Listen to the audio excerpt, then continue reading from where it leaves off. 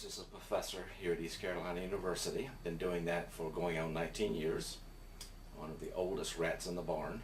I'm with Jim McDowell. Prior to that, I worked for the National Association of Secondary School Principals, which is located just outside of Washington, D.C., where I was Director of Assessment and Development. That's leadership skills assessment and development, not the kind of assessment we think about with student assessment.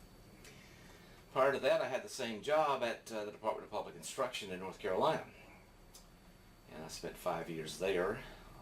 Prior to that, I was a principal.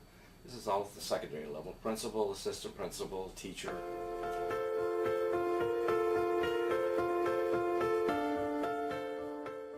So my writing and my presentations and the things that I focused on in my 18 years here at ECU, I've been primarily in the area of educational law. I belong to the Educational Law Association, which used to be called NOPE, and did a few presentations there.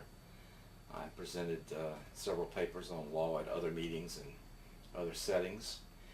And the other aspect has been kind of what I've been working on my whole life, which is starting with my own leadership skill and how to develop better skills, and then working with others through my work at DPI and then at NASSP, and then coming here to East Carolina. That's the other area that I've done most of my research in.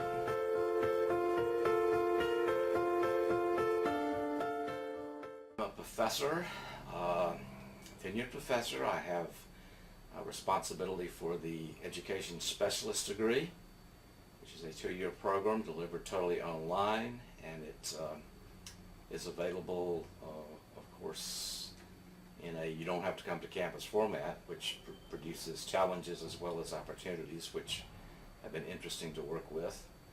And I teach in all 3 programs. I teach in the EDD program, of course I teach in the EDS program, and I also teach in the MSA program.